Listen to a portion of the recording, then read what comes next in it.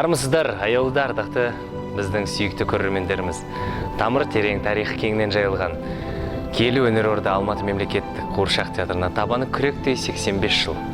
Соған орай біздің қуыршақ театрымыз сіздерге арнап осындай тарихқа толы тағдырлар деген айдар ашылып жатыр. Сіздерді осы айдарда көргенімізге қатты қуаныштымыз. Алматы мемлекеттік қуыршақ театрына келмес бұрын өзіміздің қаламыздағы Алматы қаласында орналасқан Жүсіпбек Елеубеков атындағы Республикалық эстрада цирк колледжін тәмамдадым.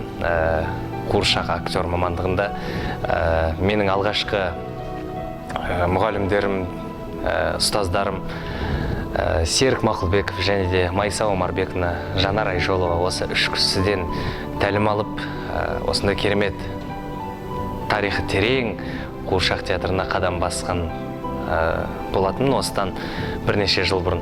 Қуыршақ театрында бізде сан түрлі оқиғалар болып жатады. Жаңағыдай қойылым кезінде неше түрлі қызықты сәттер, импровизация, қасыңдағы әртіс, жаныңдағы жүрген, сенімен бір шенде жүрген әртістер сан түрлі ойындар көрсетіп, сол кезде шабытты ұстап, бір не қылып жатады, салынып кетіп жатады. Сол кезде соны қуып жету үшін сен де тырысып, арқан қозып, бірге қуанатын кездер болады. Және де сүрінбейтін, тұяқ жаңылмайтын, жақ болмайды дейді, ондай да сәттер болады.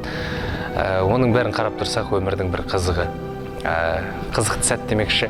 Ана жүрегі қойылымында форс-мажор бір сәт болып қалды. Бізде Гүлвира деген актриса ауырып қалды.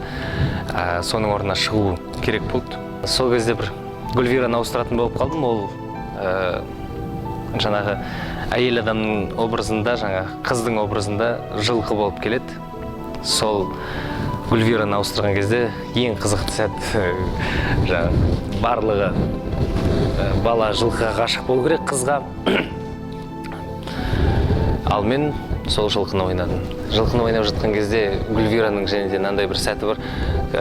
Сахнадан качеля түсіп тұрады, сол качеляға мініп, Мақсаттаға мен Айнаға екеуі шайқайтын кезі болады качеляға.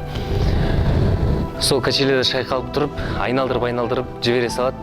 Жібере салған кезде мен ұстап тұрған жерімнен аяғымды көтеріп, билеп, кәдімгідей образға кіріп, өзімше бір ерекше бір сондай бір сәт болып жатты да, жіптің бір шеті үзіліп кетеді, бір қолмен ана жіпке асылып қалып тұрған кезде екінші шеті үзіліп, бір құлаған кезім болған. Өзіме ол сәт ұмытылмас сәт. Өйткені бұндай сәттер көп келе бермейді. Әртүрлі сондай қызықты жағдайлар болады. Және де біздің театрымызда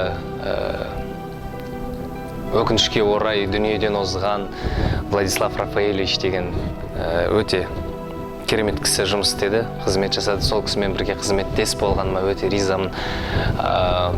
Ол кісіден алғаным көп, және де тірі болғанда бұдан да көп аларым бар ма еді деген ойым бар.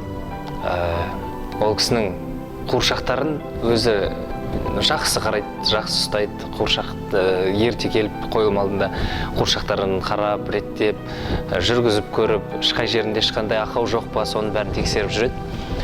Бір күні мен жаңағы кісіден несін сұрадым, қуыршағын.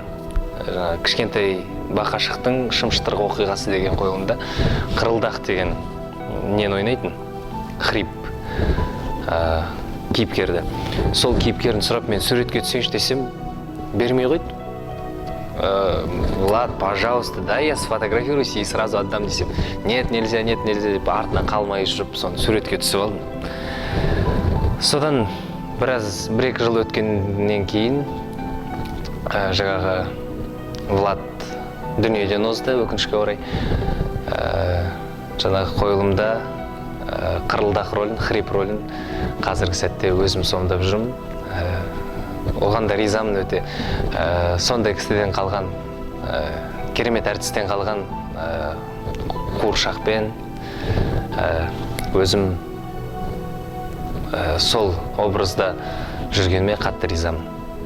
Кезінде алған, сол суретке түскен, бәлкім сол неде маған тапсырылғандай болып қалды. деп өзім ойлаймын. Ол қойылымға дайындық үстінде неше түрлі қиындықтар болды. Жаңағы дауыс салу дейміз ғой.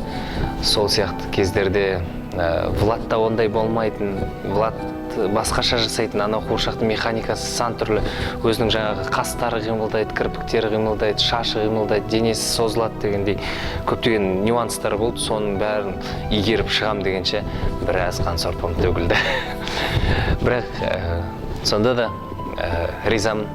Қуыршақ театрына ризамын, және де бүкіл әріптестеріме ризамын. Оларға тек қана шығармашылық табыс, әрдайым бір серпін, әрдайым бір кереметтей көңіл күй тілеймін. Баршаларыңыз аман болыңыздар. Келесі кездескенше қош сау болыңыздар.